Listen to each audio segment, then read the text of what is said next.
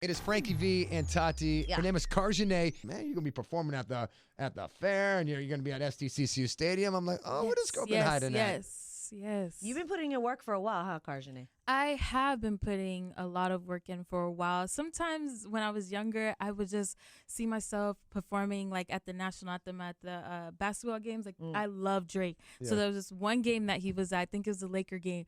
And I started crying because I was like, oh my gosh, I want to be singing there. He would see me and sign me. So yes, I've been working really hard, and I just really had to learn patience through it all because it's a very long journey. Well, you say patience. I mean, from what I understand, from the research we did, you started singing at the age of 5. Yes. You're now 20, so that's 15 years of hard work and patience going on right now. Yes, a lot of hard work. And I went to SCPA, School of Creative Performing Arts, and I did vocal there. So it actually really did help a lot too.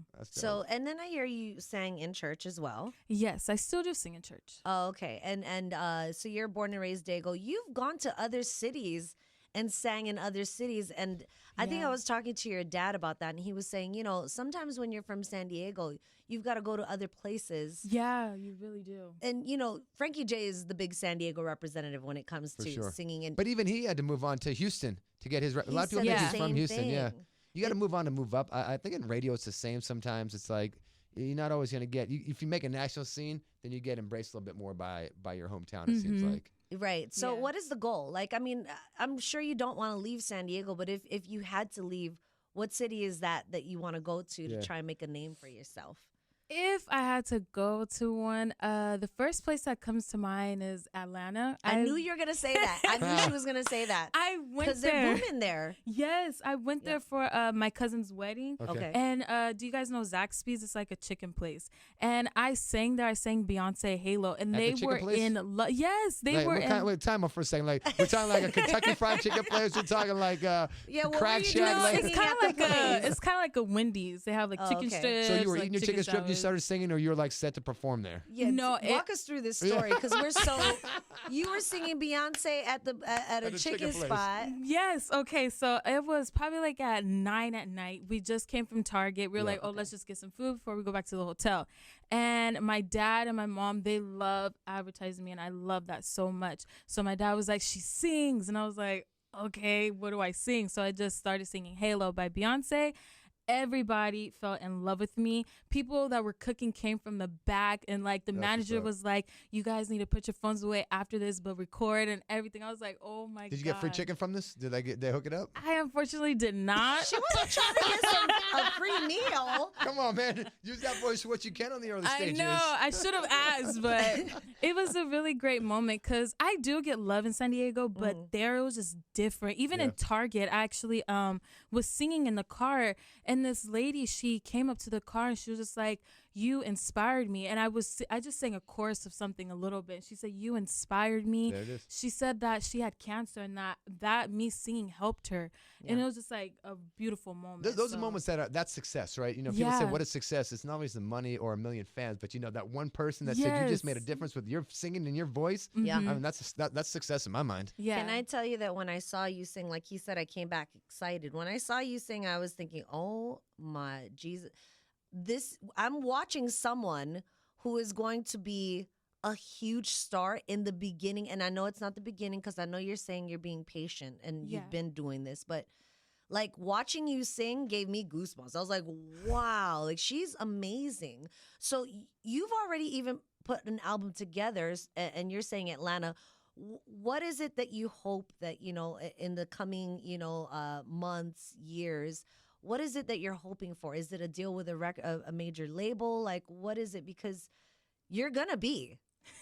We're seeing you at the beginning of your star rising, I feel like, or maybe halfway there. Maybe we don't even know. Maybe you've already talked to people. I don't know. But what is the hope for that? Actually, when I was younger, I wanted to be signed to a record label. I thought that was the way to go. Yeah. But as I was listening to his stories, for example, Frank Ocean, how he was with the record label and then made that video album and then made Blonde, and he made that one as his own. And also Chance the Rapper, he's a free label. So independent, independent. So I was like, I want to do it myself. I don't want nobody to tie me down or anything. I don't want to feel like I'm trapped and you're forcing me to say what you want me to say. So I actually want to be independent and just keep going my route. And I'm actually very blessed. I keep saying my mom and dad, but they actually really do help me. And they actually help me be the independent artist I can be. They help me pay for my studio time and videos and all of that. So I think I'm going to be independent. Do you have a management team behind you?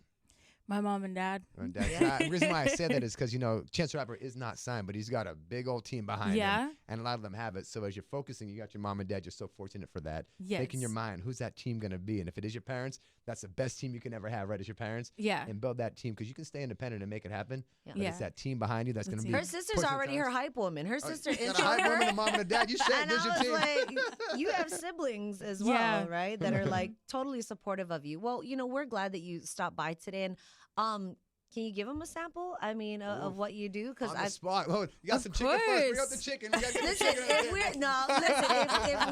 if we're gonna showcase you on the website and talk about like I said, Goosebumps. I mean, we might as well get you. Oh yeah. Sometimes you ask people to sing and they're like, nah, fam. She can sing at a chicken spot in Atlanta. She can. Sing at a radio doesn't station in sing. San Diego. She can sing. All right, I'm gonna show you I can sing. I know I have my own music that I put out, but I'm gonna give you guys a cover of some Whitney Houston that I love to sing. Because Whitney Houston, she's a very powerful singer. So I want to show that I can sing her. Okay. All right. I don't really need to look very much further. I don't want to have to go where you don't follow. I won't hold it back again. This passion inside can't run from myself. There's nowhere to hide. Don't make me close one more door. I don't want to hide anymore. Stay in my arms if you dare. Must I imagine you there?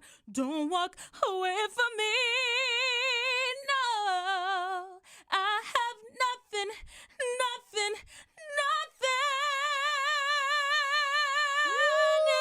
I don't have you. Carjanae. San Diego's very own Carjanae right there.